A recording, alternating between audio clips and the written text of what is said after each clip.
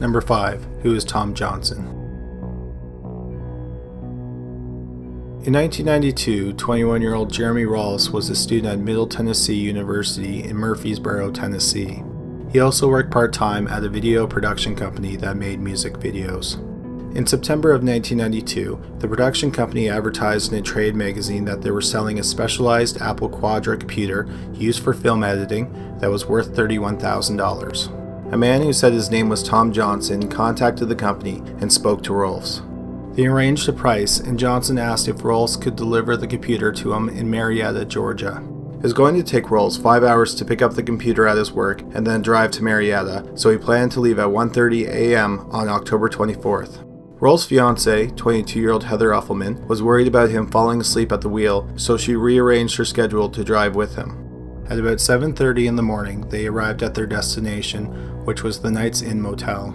Johnson told Rolfs to meet him at the motel because his office was hard to find and it would be easier to meet at the motel. Rolfs knocked on the motel door and Johnson answered it. Johnson told Rolfs that his business partner would be along soon with the check for the computer, so Rolfs and Uffelman went for breakfast. They returned to the motel a short time later, and Johnson said that his partner still hadn't arrived, but they agreed to load the computer into Johnson's brown Dodge Dynasty with Tennessee plates. Then all three of them went into Johnson's room, where they talked for 20 minutes. Suddenly, Johnson pulled a gun. He told the couple to put the bed sheets on the floor, and then to roll themselves up so that their limbs were constricted. Once they did, Johnson took out a hammer and beat the couple in the head several times. After the assault, he wiped down the areas of the motel that he touched and calmly walked out the door. He then got in his car and drove away with the computer. After being attacked, Rolfs crawled out of the room and found help. Rolfs and Uffelman were taken to the hospital, but sadly, Uffelman never woke up. She died around 12:30 p.m. on the day that she was attacked. Rolfs survived, but he died tragically in a car accident 5 years after the assault while serving in the Peace Corps. Rolfs and the hotel clerk got a good look at Tom Johnson, which obviously wasn't his real name, and they contributed to this sketch. The police also found the murder weapon. It was still wrapped in the plastic that it was sold in, but the police couldn't determine where the hammer was purchased. Unfortunately, Tom Johnson's real identity isn't known, and the murder of 22-year-old Heather Uffelman has frozen over. Number 4. The Mystery in Room 1046. Around 1:20 in the afternoon on January 2nd, 1935, a man walked up to the desk at the President Hotel in Kansas City, Missouri. The man had a cauliflower left ear and a horizontal scar that was on the side of his scalp that went under his hair, and he combed his hair to hide the scar. Witnesses said that he looked like a boxer. The man signed the registration book as Roland T. Owen. Owen asked for an interior room, and he was given the key to room 1046. Owen didn't have a suitcase or even a change of clothes. He just had a black hairbrush, a toothbrush, and toothpaste. Throughout the day and the next morning, several employees went into room 1046, and it was always dark. The blinds were closed, and only a lamp lit the room. Owen told the staff that he was waiting for a visitor, someone named Dawn. The staff noticed that Owen was acting nervous and tense.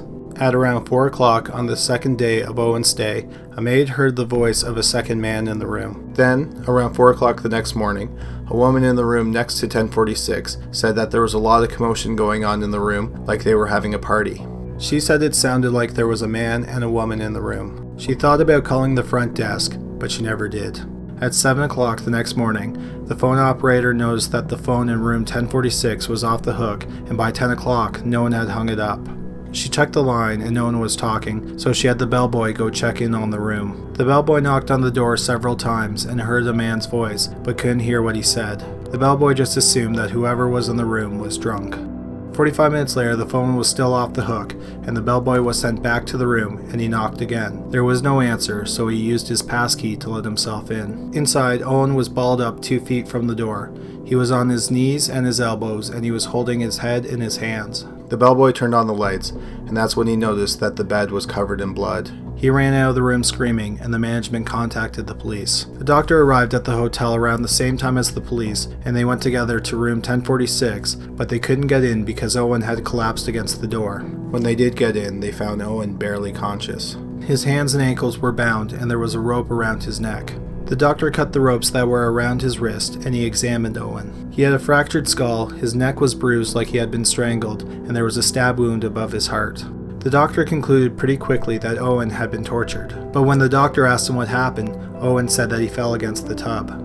Based on the wounds and the way the blood dried on the bed, the doctor thought that the injuries were inflicted 6 to 7 hours before Owen was found, meaning that he was injured sometime between 4 and 5 a.m. Shortly after the doctor's arrival, Owen lost consciousness and he was taken to the hospital. He survived the rest of the day, but died shortly after midnight.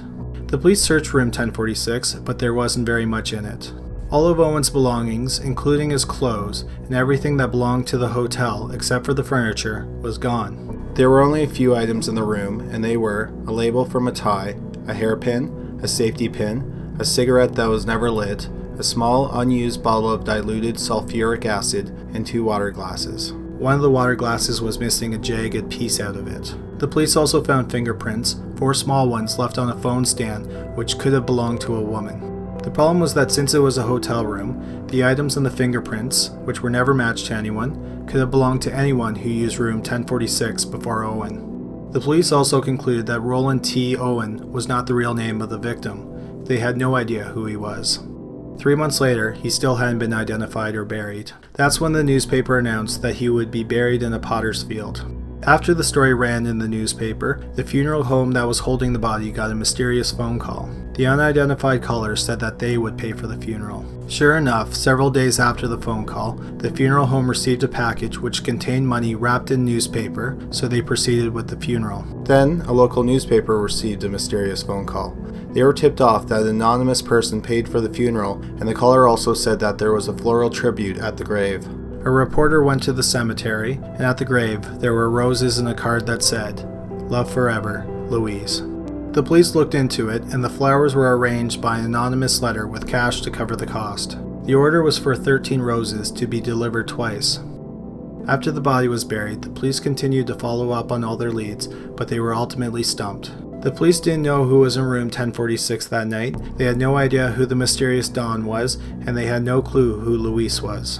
Most importantly, they didn't know the name of the victim. A year and a half would go by before something happened in the case. That's when a friend of Ruby Ogletree sent her a copy of a magazine article about the murder, and she identified the man as her son, Artemis Ogletree. Artemis had moved away from his hometown of Birmingham, Alabama in April 1934, about 10 months before he was killed. After he moved away, his mother only received 3 short letters that were supposedly from him. In the last letter that his mother received, it said that Artemis was heading to Europe. When Ruby read the letters, she suspected that they weren't from her son. They were all typewritten, and Artemis didn't know how to type. Finally, several months after he had died in Kansas City, his mother received a call from someone who said that his name was Jordan. Jordan said that Artemis had saved his life in Cairo, Egypt, which is where Artemis was living with his rich wife. Sadly, the magazine article only confirmed what Ruby Ogletree had feared, and it was that her son was dead. When he died, Artemis Ogletree was only 17 years old. Unfortunately, identifying the body didn't clear up anything, and it only added more questions. For example, what was Artemis doing during those 10 months after he left his hometown and ended up in room 1046? Why did he end up in room 1046? Again, who is Dawn? Is he the person who is responsible for the murder? Is the person who is responsible for the murder the same person who paid for the funeral? Did Louise pay for it? If she did, who is she? For these reasons, the murder in room 1046 remains one of Kansas City's most puzzling unsolved murders. Number 3. The New York City Hotel Murders. In the 1980s, the Bryant Hotel was a long-term residential hotel that was a few blocks from Times Square in New York City. 85-year-old Janet B. Scott was a long-term resident of the hotel, and she was last seen alive at 6 p.m. on the night of May 22, 1985. Over the next several days, her niece tried calling her, and when she couldn't get a hold of her, she went over to the hotel at around 1 o'clock on May 25th, and she made a horrifying discovery. The 85-year-old woman had been hacked to death. Someone had taken a sharp tool like a hatchet, an axe, or a meat cleaver and struck her several times in the head. Then the killer arranged the pieces of the skull and the scalp into a pattern on the floor. The room was ransacked, but there was no signs of a struggle, and it's unclear if anything was stolen. The killer also took the murder weapon with him when he or she left.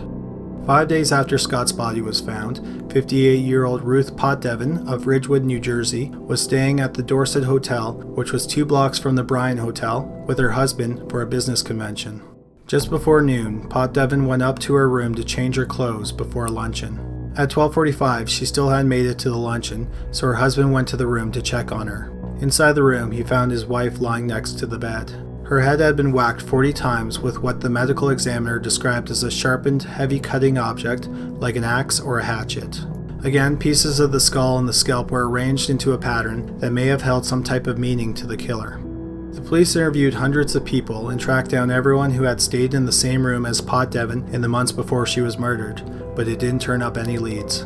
The only lead that the police had in the murders is that a couple tried to use Pot Devin's credit card at a camera store in Times Square. However, the police were never able to track the couple down. The mysterious hotel slayings came to an end after that, and the police have no clue who killed the two women.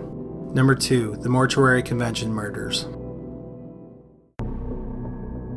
On September 12, 1980, at 7:40 p.m., 32-year-old Roger Atkinson and 22-year-old Rose Burkett of St. Joseph's, Missouri, checked into room 260 at the Imana Holiday Inn along I-80 near Williamsburg, Iowa. They were on a romantic weekend getaway, even though Atkinson was married and had a kid. The couple thought that they were lucky to get a room because there was a mortician's convention happening at the hotel that weekend, and they only got a room because of a cancellation.